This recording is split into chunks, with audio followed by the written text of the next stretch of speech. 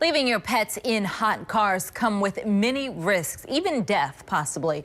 But we can work to prevent heat-related deaths. Dr. Emily Rager from the Falls Road Animal Hospital is here to talk with us about the risks, what to do if you see it happen.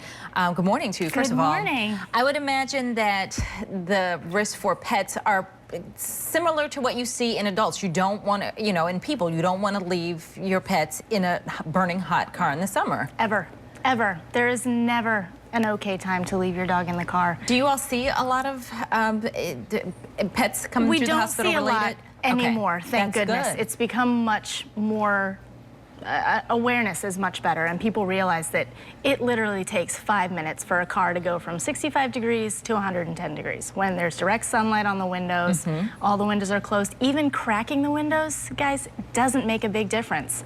It gets so hot in there so quickly, and they're so small, and their blood flow through their body is such that they will almost immediately start dilating those vessels, go into hypovolemic shock, and they could die. And you're saying even with the windows cracked, because someone may say, well, I'm only running in for 10 minutes to grab something. I'm going to crack the window. They'll get some airflow in there. They'll be fine. But the temperature in the car is what's making the exactly. difference. It's the temperature. It's not that they're running out of oxygen or anything like that. You can sit in a closed car for days, I would imagine, before running out of oxygen. And even then, there's enough ventilation that you probably would never run out of oxygen. It's the heat. It is the heat. It is so hot in those cars.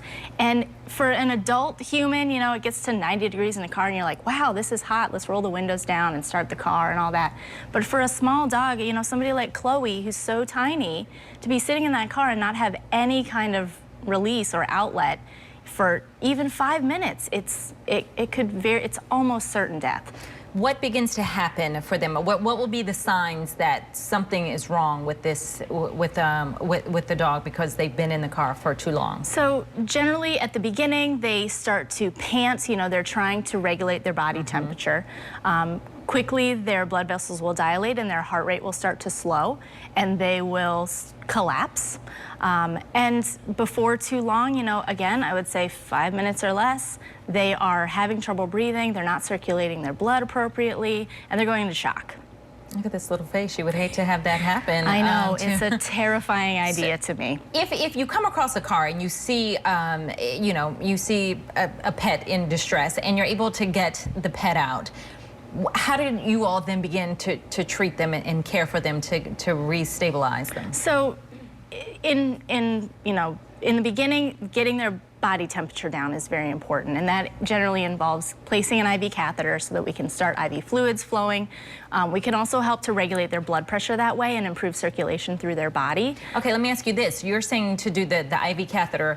If I just have them at home, what do I just dump them in some cold water, just run water over? I mean, what can we safely do at home before it gets to you? I see what you're saying. Okay, so at home, you definitely want to start to cool them down. I would say get them to an emergency bed as soon as possible, but definitely start cooling them down. Don't dump them in a tub of cold water. You don't want to shock them. Okay.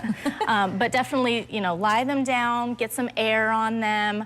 Maybe put some ice packs under their armpits with a towel wrapped around it so you're not putting the ice directly against their skin, because ice can actually burn the skin if it's applied directly.